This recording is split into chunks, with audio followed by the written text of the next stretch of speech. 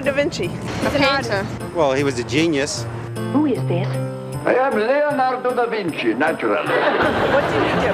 Cut off his ear. He didn't have an ear. Was that him? Isn't he running for mayor? He painted the Sistine Chapel. No, that's Michelangelo. Michelangelo, that charlatan. What did he do? Painted the Mona Lisa. Most likely it was the Mona Lisa, because the way the picture seemed like it was like looking at people when they walk by and stuff like that. You don't tamper with that great work of art. What have these barbarians done to my Mona Lisa? Leonardo da Vinci. Didn't he have a restaurant once? Last Supper, which is very famous. Who? Who's Leonardo da Vinci? Well, he was futuristic. Studied anatomy. Mathematician, philosopher, inventor. And the original Renaissance man. I don't know anything about Leonardo da Vinci, really. Maybe you can enlighten me. Leonardo da Vinci, o mestre da Renascença. Leonardo da Vinci é uma das figuras mais amadas da Renascença. Os seus quadros são os mais reconhecidos e é o pintor que goza de maior consideração na história da arte. Leonardo mudou o mundo da arte por completo e para sempre. O seu fascínio pela ciência e especialmente o seu estudo da anatomia permitiram-lhe pintar quadros assombrosamente realistas que quase parecem ter vida própria. É esta pequena vila no campo, nos arredores de Florença, que Leonardo vai buscar o seu nome, Vinci. Leonardo nasceu em 1454. O seu pai era um respeitado notário, chamado Ser Piero. A sua mãe era uma camponesa local chamada Caterina. Os seus pais nunca foram casados, provavelmente devido ao estado social da sua mãe, e Leonardo foi criado pelo pai. A ilegitimidade da criança impedia que se tornasse notário como o pai. Na verdade, se tivesse sido fruto de um casamento respeitável, talvez nunca tivesse pegado num pincel. Por ser um filho ilegítimo, não podia ser um notário. Tiveram de encontrar outra atividade para o jovem rapaz. Dava para notar que era muito dotado. Sabia desenhar, sabia fazer coisas, provavelmente seria ambidestro. Quando notaram que se interessava por desenho e por arte, encorajaram-no a continuar, pois não havia mais alternativas.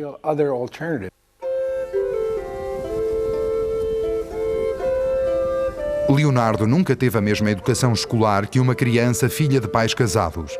Em vez de ir à escola, passava horas a estudar as flores, as árvores e os animais. Durante toda a sua vida, Leonardo afirmaria que a natureza era o mais sábio professor que alguém poderia ter. É mais nobre imitar as coisas na natureza, que são na verdade as imagens reais, do que imitá-las em palavras e ações do homem. A relação de Leonardo com a natureza em redor de Vinci é importante, pois contribui muito para a evolução do seu pensamento e, consequentemente, do seu trabalho. O cenário gracioso e enovoado da sua casa na Toscânia ficaria gravado na mente de Leonardo durante toda a sua vida, aparecendo em muitas das suas obras-primas. Leonardo adorava a natureza pela sua beleza simples e engenharia elegante. Sonhava aprender os seus segredos. O seu maior sonho era fazer com que o homem um dia voasse como um pássaro. Mas também receava a natureza, pois já tinha visto o seu assombroso poder de destruição. Quando Leonardo era criança, houve duas grandes inundações em Florença. Uma delas foi realmente imensa. Uma enorme catástrofe. Não sabemos o que viu naquele dia, mas deve ter sido realmente horrível. Teve pesadelos sobre isso durante toda a sua vida. Mas independentemente dos seus pesadelos, Leonardo realizou um sonho bom quando, aos 15 anos, em 1467, foi para a cidade mágica de Florença para se tornar aprendiz na oficina de um artista. Quando Leonardo foi para Florença, a cidade era, de certo modo, o centro do mundo para as artes. A literatura, a ciência. Todas as grandes mentes da altura estavam lá. Só podemos imaginar o entusiasmo que o jovem terá sentido no seu novo trabalho com Andrea del Verrocchio, um dos artistas mais importantes de Florença. Em breve, Leonardo estaria em contacto com a sociedade de elite, incluindo os patronos de Verrocchio, os Médicis, governantes de Florença. A oficina de Verrocchio era como uma universidade de belas artes e Leonardo adorava a variedade de conhecimentos que adquiria. Para além de pintar e de moldar bronze, também fazia peças de mobília e até pendões para procissões. E como prova do seu encanto e boa parecença, diz-se que Leonardo terá sido o modelo de Verrocchio para a estátua de David, o vencedor de Golias. Uma das coisas mais interessantes que fez ou que observou foi a colocação da bola de ouro com cerca de 4,90 metros de diâmetro no cimo da Catedral de Florença. Foi um grande desafio tecnológico. Em breve, Leonardo viria a desejar desafios de engenharia como este, mas também começou a firmar o seu nome como pintor. Em 1472, o jovem de 20 anos entrou oficialmente para o Núcleo de Pintores de Florença e depressa começou a obter os seus próprios trabalhos. O seu pai ter-lhe-á conseguido um trabalho em que tinha de decorar um escudo e Leonardo decidiu pintar um dragão. O escudo desapareceu há muito, mas reza a história que Leonardo dissecou lagartos, insetos e morcegos e juntou as características de todos para criar um monstro horrível. Funcionou. Ao ver o escudo, o pai tremeu de medo e Leonardo afirmou orgulhosamente: "É isso que um escudo deve fazer." Por volta de 1473, Verrocchio deu a Leonardo a tarefa de pintar um anjo no seu quadro O Batismo de Cristo.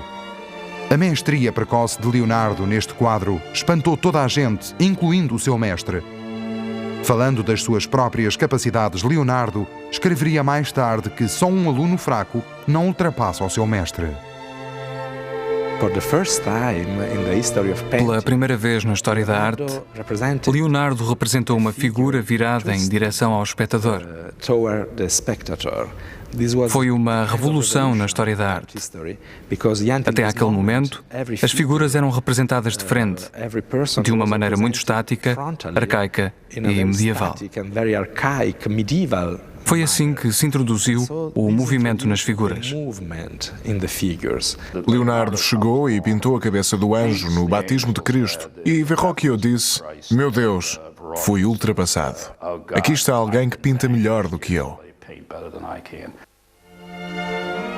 Verrocchio ficou tão envergonhado por ter sido ultrapassado pelo seu aluno que nunca mais voltou a pintar.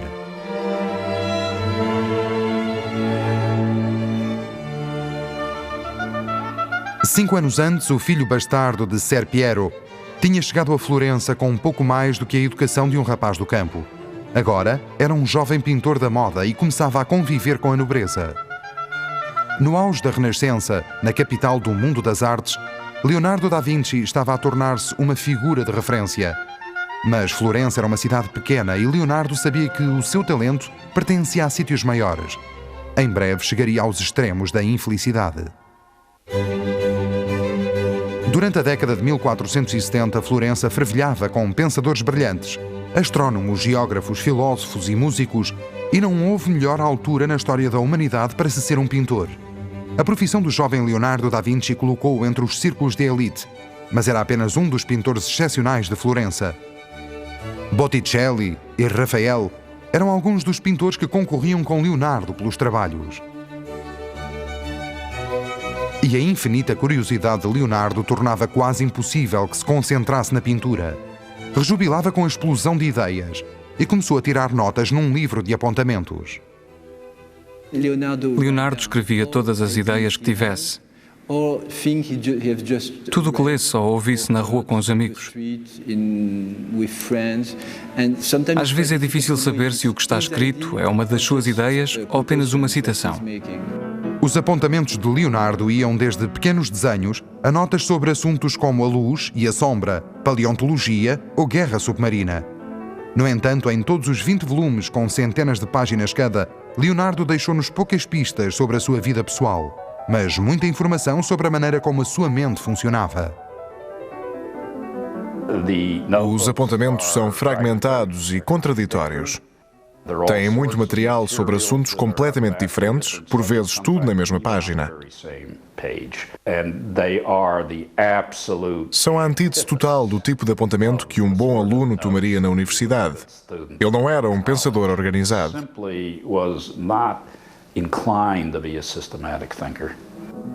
Um dos grandes mistérios de Leonardo da Vinci é a sua escrita. Quase todos os apontamentos que escreveu estão ao contrário, escritos da direita para a esquerda, sendo preciso um espelho para se conseguirem ler. Este facto levou muitas pessoas a pensarem que Leonardo tinha algo a esconder. A verdade é que, se for canhoto como eu, a maneira normal de escrever é da direita para a esquerda. Não empurramos a caneta, puxamo-la. É perfeitamente possível que fizesse aquilo porque não teve um professor primário terrível que o ensinasse a fazer de outra maneira. Leonardo seguia as pessoas até às tabernas, aos bordéis e até mesmo à forca para desenhar as suas caras num conjunto de caricaturas conhecidas como grotescos. Isso é muito claro em Leonardo. É através do contraste que conhecemos as coisas. Para conhecermos o belo, devemos conhecer o feio. E vice-versa. Provavelmente, os grotescos são uma maneira de ver a variedade das possibilidades no mundo biológico. Há uma folha em que compara uma cabeça de um cavalo a uma cabeça de um homem e a uma cabeça de um leão. Se o pintor quiser ver beleza que o cative, será ele o seu autor. Se quiser ver coisas monstruosas que causem terror, que possam ser jocosas e engraçadas, ou que causem dó, ele será o seu Senhor e Deus. A partir das anotações de Leonardo, torna-se claro que o seu ideal de beleza se concentra no corpo masculino, que desenhou durante horas infindáveis. Os seus desenhos também mostram fracos conhecimentos sobre a anatomia feminina. E em todos os seus livros de apontamentos, quase não há indicações sobre relacionamentos com mulheres. Deste modo, os historiadores concluíram que Leonardo provavelmente seria homossexual. É provável que tivesse tido alguns relacionamentos com homens, mas no contexto de uma oficina de artistas durante o século XV, isso não era nada de extraordinário. Leonardo falava com desdém do ato da procriação.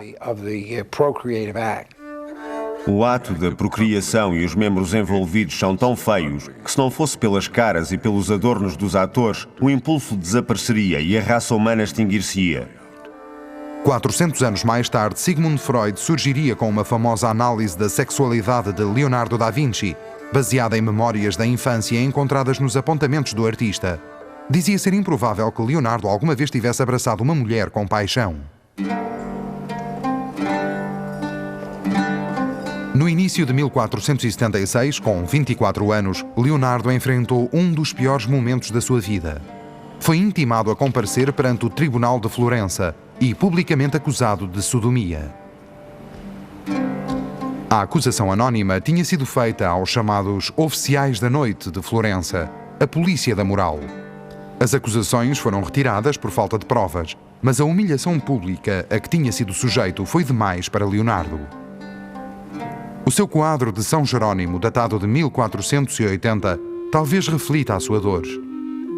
O santo magro e angustiado, batendo no peito com uma pedra no meio do deserto. Para além de transportar uma grande carga emocional para este quadro, Leonardo mostrou a precisão com que conseguia pintar o corpo humano. Deu ao quadro uma perspectiva visual realista e criticava os outros pintores por não a usarem. Um dos amigos que ele criticava era Sandro Botticelli.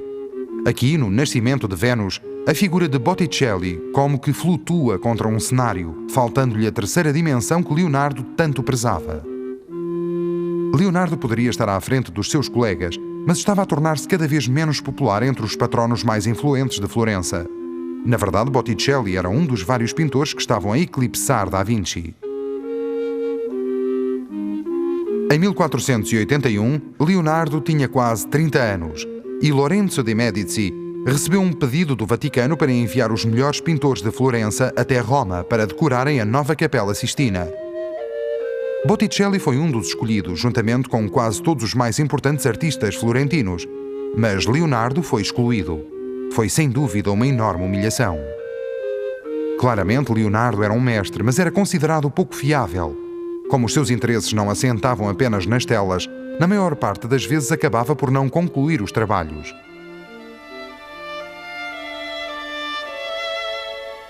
Em março de 1481, uma pequena igreja nos arredores de Florença contratou Leonardo para pintar uma peça para o altar, representando a adoração dos magos.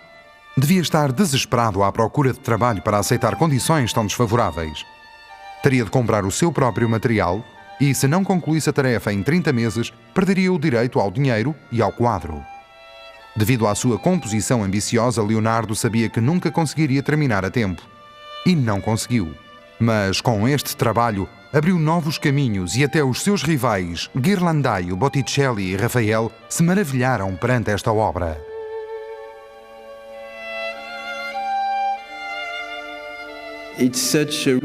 É arte totalmente revolucionária. Conseguimos ver toda a nova arte que Leonardo inventou. Talvez fosse demasiado nova também para ele, pois ficou inacabada. É provavelmente a primeira pintura moderna da época. A estrutura triangular do primeiro plano tornou-se um princípio absoluto da arte na Renascença.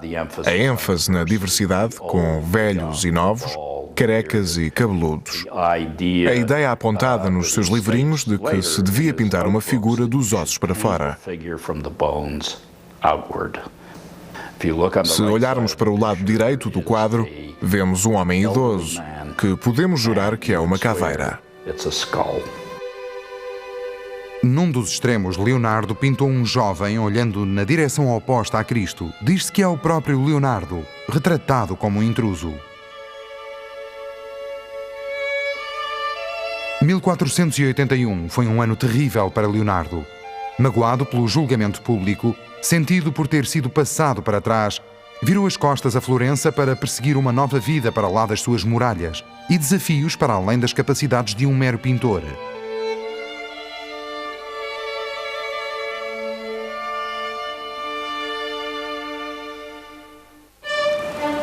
Na esperança de conseguir pôr os anos infelizes para trás das costas, Leonardo chegou a Milão em 1482.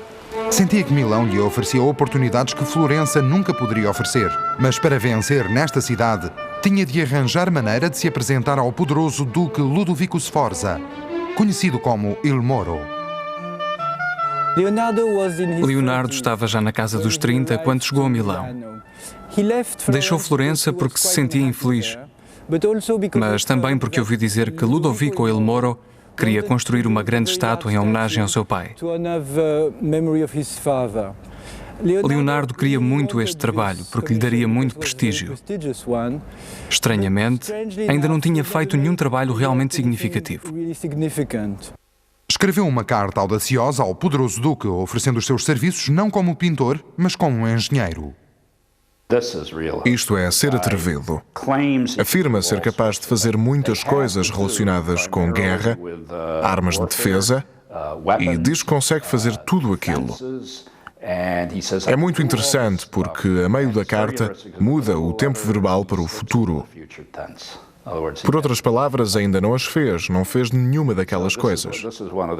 Esta é uma excelente maneira de fazer autopromoção. No final, mesmo no fim da carta, acrescenta uma parte onde diz que também é um artista e que também pode fazer o cavalo em homenagem ao pai. Da Vinci trabalhava com afinco para impressionar o duque. Tinha 32 anos quando um surto de peste atingiu a cidade, em 1484. As ruas da cidade ficaram cheias de mortos e de moribundos. Leonardo pensava como poderia reduzir a doença através de uma diminuição da concentração demográfica, pois, segundo as suas palavras, a população estava tão junta como um rebanho de cabras, infestando cada canto com o seu fedor e espalhando a morte pestilenta. De seguida colocou as ideias no papel. Há um desenho onde mostra uma cidade em 2 níveis. As pessoas finas, por assim dizer, no nível de cima e mais abaixo um canal para saneamento, transporte de mercadorias, etc. Leonardo conseguiu finalmente impressionar Ludovico Sforza e em 1489 o duque contratou-o como engenheiro da corte. Agora Leonardo estava no seu elemento. As suas responsabilidades incluíam tudo, desde um sistema de canalização interno até aos fatos dos pajens da corte. Leonardo concebeu até um desenho para um palco giratório. Milão era uma cidade muito luxuosa. Não era a mais letrada, mas era a mais rica. E devia ser o sítio onde as pessoas se divertiam mais. Leonardo foi muito feliz em Milão. Ludovico Il Moro deixava-o fazer quase tudo o que queria. Tinha uma posição muito confortável. Apesar do castelo do Duque ser já uma fortaleza formidável, Leonardo começou a encher várias páginas com desenhos para reforçar as fortificações. Na verdade, a sempre presente ameaça de guerra colocava muitos problemas que testavam a imaginação de Leonardo. Concebeu uma ponte que se desmontava antes da chegada do inimigo, uma metralhadora primitiva e até mesmo um lança-chamas. A água também fascinava Leonardo e começou a conceber aparelhos para a navegação. Concebeu um aparelho de flutuação, esquis aquáticos e uma máscara para mergulhos. Apesar de se sentir intrigado pela concepção dos engenhos de guerra, Da Vinci também temia que as suas ideias fossem mal utilizadas. Não quer divulgar ou publicar isto por causa da natureza maléfica dos homens, que o podem usar para matar no mar. Leonardo era vegetariano e escreveu que não devíamos deixar o nosso corpo ser um túmulo para outros animais, uma estalagem para os mortos.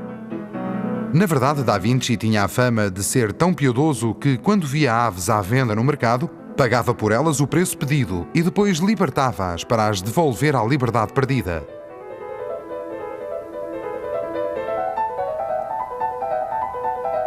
Mas Leonardo continuava a frustrar os seus patronos com a sua teimosia. A 25 de abril de 1483 foi contratado para pintar uma peça de altar retratando o novo dogma da Imaculada Conceição. O contrato exigia uma imagem com adornos elaborados, especificando até as cores das tintas. Mas Da Vinci não gostava da pompa da igreja e, além disso, não era pessoa para seguir instruções. Assinou o contrato e deu largas à imaginação. Nunca se tinha visto algo assim na pintura italiana. Temos aqui uma pintura com uma estranha configuração triangular. A Virgem e o Menino. O menino abençoa São João, que está ajoelhado, e este estranho anjo, semelhante a uma esfinge, perante um mundo de estalactites e estalagmites, um mundo cheio de umidades e de médias luzes.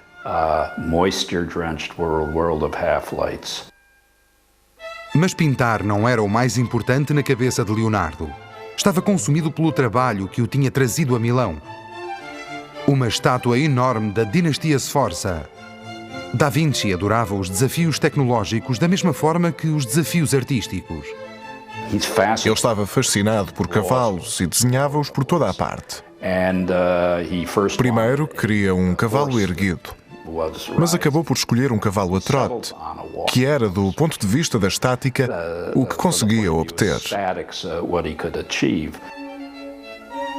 Leonardo da Vinci pensou que este seria um monumento imortal à sua mestria científica e artística. Fez um modelo em barro que maravilhou o povo de Milão. Mas mesmo antes do bronze ser moldado, o exército francês invadiu a cidade, ameaçando as fundações da dinastia Sforza. As tropas de Sforza tinham dificuldade em igualar o armamento superior dos franceses. Em desespero de causa, os italianos requisitaram o bronze, que seria para fazer a estátua, para poderem fabricar armas.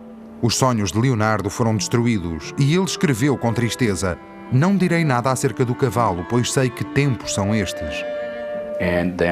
Reza a história que os franceses usaram o modelo em barro para praticar tiro ao alvo, e isso foi o fim do cavalo. Os 300 anos da dinastia Sforza estavam a chegar ao fim. Desiludido e amargurado, Leonardo começou a pensar em deixar Milão. Aos 42 anos de idade, os dias mais felizes da sua vida tinham chegado ao fim. Teria de encontrar um novo patrono. E escreveu: "Quando a fortuna chegar, agarra-a firmemente pela franja, pois garanto-te que não tem cabelo atrás."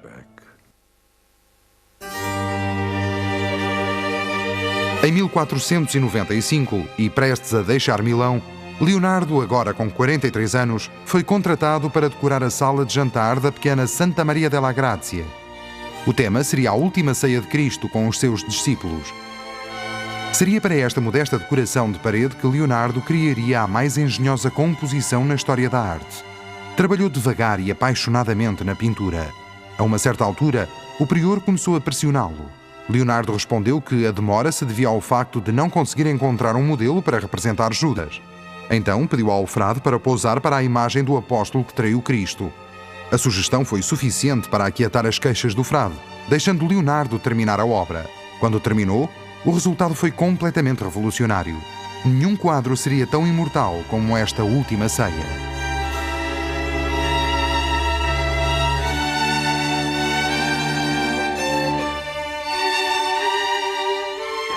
O gênio de Leonardo reside no facto de pensar em como vai conseguir capturar o momento em que Cristo anuncia aos seus discípulos que um deles o vai trair e em que o inferno psicológico é despolutado.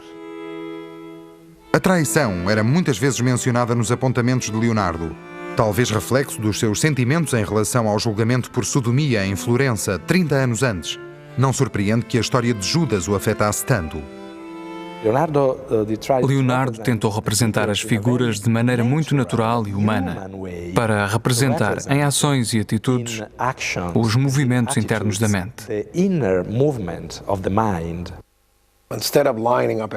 Em vez de alinhar todos em fila, que era como tinha sido feito durante os últimos 100 anos, Leonardo dividiu as 13 figuras em 5 grupos.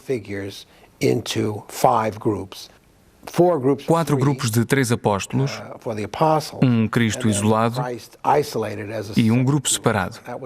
Foi uma inovação notável, muito mais compreensível. Da Vinci queria pintar devagar. Rejeitou, portanto, a técnica habitual dos frescos, pintar diretamente sobre gesso úmido, e fez experiências. Misturou os óleos e a têmpera diretamente sobre a parede. A experiência falhou e pouco tempo depois da conclusão da obra a tinta começou a descascar. Leonardo foi acusado de ter usado má técnica para a execução da última ceia. Esta afirmação não é totalmente justa. Os danos foram originados por umidade subterrânea que invadiu as paredes. Ninguém pode controlar isso. Com a chegada do século XVI, os serviços de Leonardo da Vinci como pintor-retratista eram muito requisitados entre as damas nobres de Itália. Mas Leonardo considerava os trabalhos pouco interessantes. Quando uma dama enviou um mensageiro para saber por que Leonardo não tinha terminado o seu retrato, aquele reportou que Leonardo parecia estar cansado dos pincéis. Apenas um trabalho, uma peça religiosa, prendeu a atenção de Leonardo. Em 1501 começou um desenho da Virgem sentada ao colo de sua mãe, Santa Ana, inclinando-se para alcançar o menino Jesus. Com este quadro, Leonardo ganhou a admiração do mundo artístico florentino que o tinha ignorado no início da sua carreira. Mas, mais uma vez, apesar de ter trabalhado no quadro durante 8 ou 9 anos, Leonardo não terminou o trabalho. Mais uma vez a sua mente estava no outro lado. O que consumia Leonardo cada vez mais era o voo dos pássaros. Passava horas a observá-los. O pássaro é um instrumento que funciona segundo leis matemáticas e o homem tem o poder de reproduzir um instrumento como este com todos os seus movimentos. Não sei se alguma vez observaram um pássaro a voar. É impossível ver a maneira como as asas se mexem, mas ele conseguia. Conseguia ver a maneira como as asas se mexiam e desenhá-las ao mesmo tempo. Leonardo sonhava em criar uma máquina que imitasse o voo dos pássaros. No início de 1495, chegou mesmo a atar asas aos seus assistentes, pedindo-lhes que tentassem voar. Encontrar uma maneira de fazer funcionar uma máquina de voar era sempre um grande problema. Começa por pensar que a solução está no batimento das asas, mas chega à conclusão que não é possível. Leonardo estuda os pássaros e os morcegos e acaba por chegar ao conceito de deslizamento.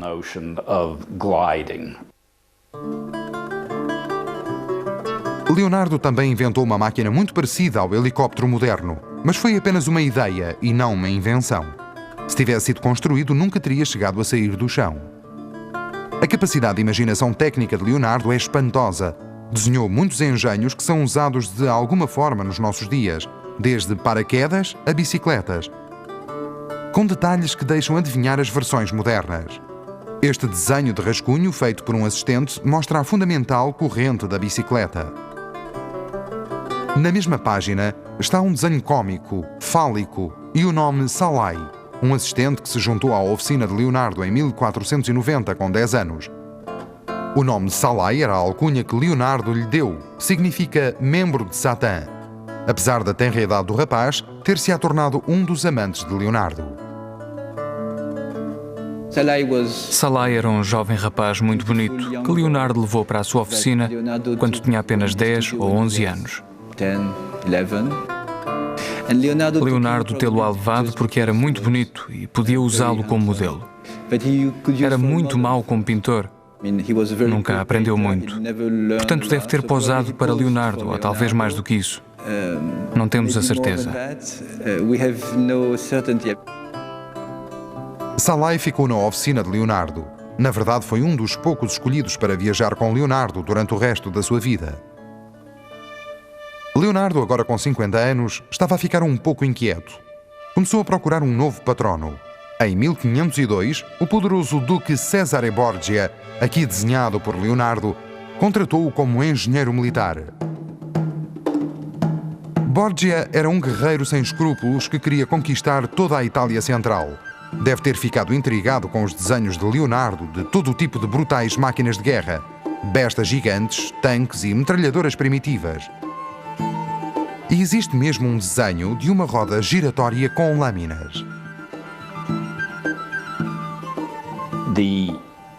A natureza destas armas ofensivas é, digamos assim, muito chique. É preciso pensar se seriam propostas sérias. Leonardo concebeu efetivamente máquinas de guerra e fortificações, mas era o que todos os engenheiros concebiam durante a Renascença. Em 1503, Da Vinci regressou a Florença. Durante os seus anos em Milão, a sua reputação tinha crescido tanto que Florença o recebeu de braços abertos. Mas, por muito famoso que fosse, havia outro jovem artista que estava no centro do palco. E Miguel Ângelo não estava feliz por ter de partilhar a ribalta. Miguel Ângelo e Leonardo eram rivais, mas ao mesmo tempo apreciavam o trabalho um do outro. Leonardo fez um desenho do David, de Miguel Ângelo, e Miguel Ângelo fez um desenho da Batalha de Anghiari, de Leonardo. A rivalidade dá-se por causa das diferenças entre eles. Leonardo era um homem da corte, bem parecido, à vontade em todas as situações e com muitos alunos brilhantes e bem vestidos. Miguel Ângelo era um homem solitário e já muito amargurado. Um dia pediram a Leonardo que explicasse uma certa passagem de Dante. Viu o seu rival do outro lado da rua e disse: "Vem aí, Miguel Ângelo, ele pode explicar." Miguel Ângelo virou-se e retorquiu: "Explica o senhor que fez o modelo de um cavalo que nunca pôde moldar em bronze e do qual vergonhosamente desistiu. O povo idiota de Milão confiou em si?"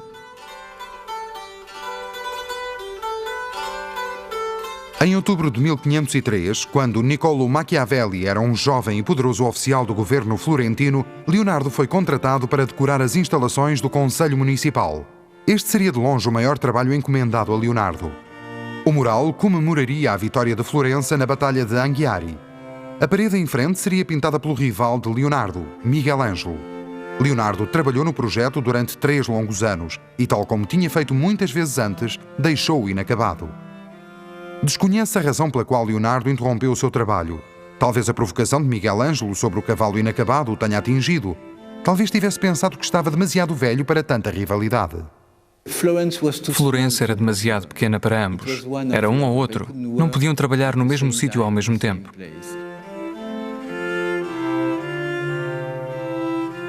Em 1506, talvez reconhecendo que Florença era agora a cidade de Miguel Ângelo, Leonardo preparou-se para sair uma segunda vez.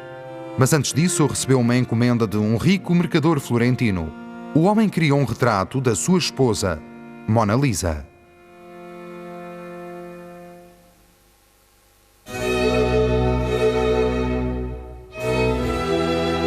Em 1505, Leonardo recebeu uma encomenda de um homem rico para pintar a sua esposa, a jovem Mona Lisa. Este trabalho, aparentemente sem importância, tornar-se-ia o quadro mais célebre da história da arte. Mas a história deste trabalho é duvidosa. Talvez porque o quadro em si é tão misterioso que tenha causado uma grande especulação sobre se terá realmente havido uma encomenda. De qualquer forma, o quadro e o seu sorriso lendário já deram origem a muitas teorias sobre a sua identidade.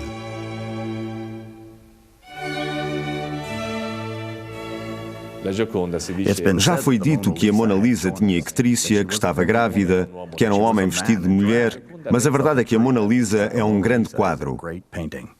Mais uma vez, Leonardo espantou o mundo com a sua habilidade.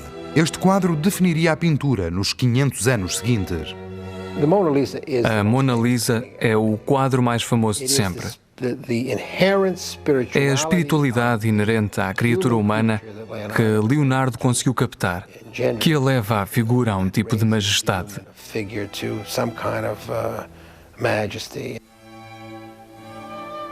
Em 1506, Leonardo conheceu Francesco Melzi, um rapaz lindíssimo de quem gostou imediatamente. Em breve, Francesco tornar-se-ia seu aluno e o seu confidente mais próximo. Da Vinci levou Melzi e o seu outro favorito, Salai, para Roma, em 1513. Talvez procurasse um papel na decoração da nova Basílica de São Pedro. Mas Leonardo não teve a recepção que esperava ou que merecia. Nesta altura, a carreira de Rafael estava no auge. Miguel Ângelo estava lá, a esculpir o seu Moisés, os escravos, etc. E onde está Leonardo? É um hóspede em Belvedere, um edifício externo do Vaticano, onde faz todo o tipo de experiências. Como personalidade, Leonardo era um anacronismo à Itália no final da sua vida. O florescimento do Renascimento na pintura não estava de acordo com o ponto de vista de Leonardo e penso que se terá cansado. Mas a influência de Leonardo podia ser vista no trabalho do famoso Rafael.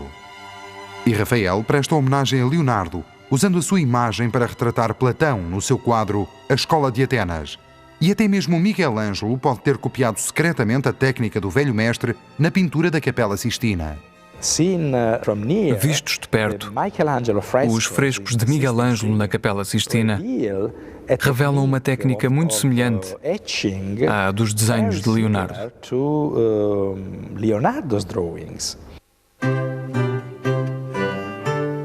Há muito que Leonardo estava mais interessado na ciência do que na pintura. Estava fascinado pela mecânica do corpo humano e levava cadáveres para dissecar na sua oficina. E como não era um homem religioso, não sentia remorsos em mergulhar o bisturi na carne morta, conseguindo detalhar sistematicamente todas as partes do corpo humano. Quando encontrou um homem com 100 anos no hospital, sentou-se e esperou pacientemente que morresse para o poder dissecar e ver o que tinha causado uma morte tão pacífica. Esse registro é a primeira descrição na história da arteriosclerose, o endurecimento das artérias. Podemos ser detidos pelo medo de passar as horas da noite na companhia destes cadáveres esquartejados, sem pele e horríveis de se verem. O interesse de Leonardo era puramente científico, mas para outros a sua curiosidade parecia macabra. E para além disso, conseguir cadáveres era sempre um problema. Quando altos dignitários da Igreja tomaram conhecimento das dissecações, acharam que Leonardo tinha ido longe demais e, pela segunda vez na sua vida, foi alvo de uma embaraçosa acusação pública. Desta vez a acusação era de necrolatria, ou adoração dos mortos. Em 1514, os dignitários do Vaticano mandaram parar os seus estudos. Leonardo ficou deprimido e iniciou uma série de descrições visuais e literárias da sua visão do fim do mundo, que, para ele, iria chegar com tempestades e inundações. Talvez fossem as inundações que o atormentavam desde a infância. Por entre choros e gemidos estavam homens, mulheres e crianças, todos aterrorizados pela força dos ventos, com os quais a tormenta revolvia as águas, por cima, por baixo e por todos os lados, e os corpos que tinham encontrado a morte por afogamento. Agora, com mais de 60 anos, Leonardo estava cansado. Tinha suportado o período mais frustrante da sua vida. Então, em 1516, quando o rei de França o convidou para se juntar à sua corte no Val do Loire, Leonardo agarrou a oportunidade. Sabia que talvez não voltasse a ver Itália. O rei estava deliciado por ter uma mente tão brilhante junto de si. Era frequente o rei bater à porta do quarto de Leonardo para fazer uma pergunta, fosse de dia ou de noite. Para Leonardo este era o sonho da sua vida, mas o que é triste é que nesta altura Leonardo já estava velho demais para fazer qualquer coisa.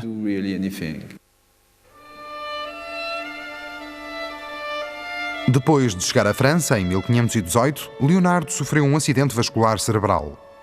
Passou os seus últimos dias concentrado em complicados puzzles geométricos. Em abril de 1519, alguns dias após o seu 67º aniversário, Leonardo chamou um notário para escrever o seu testamento. Nele distribuiu os seus bens mundanos entre os seus assistentes. A fatia maior cabia a Melzi, o assistente em quem tinha mais confiança. Subitamente, e apesar de nunca ter sido um homem religioso, pediu instrução no catolicismo. Após verter um mar de lágrimas, confessou os seus pecados. Reza a lenda que o rei Francisco I era mais do que um admirador e que Leonardo morreu nos seus braços carinhosos. Esta história já foi contestada, mas é óbvio que Leonardo morreu envolto no carinho do povo francês. Tal como os dias bem passados trazem um sono feliz, uma vida bem passada traz uma morte feliz.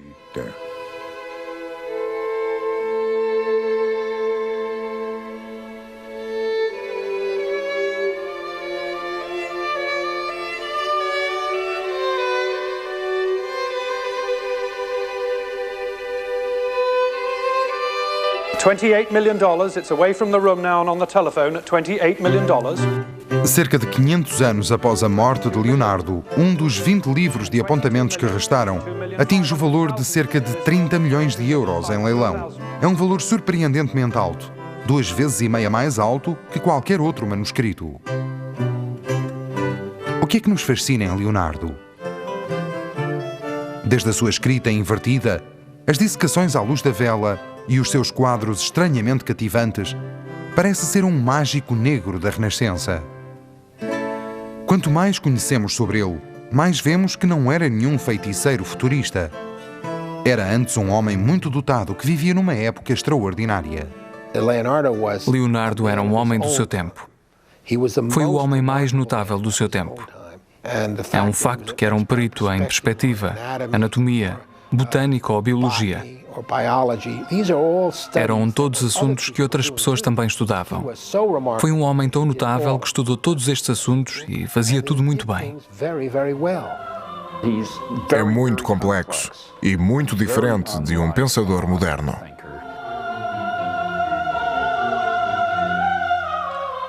Os avanços de Leonardo da Vinci na pintura, usando a perspectiva e as emoções, foram revolucionários. Mas, em grande parte, estava a embelezar o que já tinha sido feito por outras pessoas. Ele é considerado o inventor de muitas das máquinas modernas, desde o submarino ao helicóptero. Mas essas ideias já vêm desde a Grécia Antiga. Leonardo não foi um pintor, um escultor, um inventor ou um cientista. Foi tudo isto. Cada função ajudava todas as outras. Por outras palavras, ele foi o verdadeiro homem da Renascença.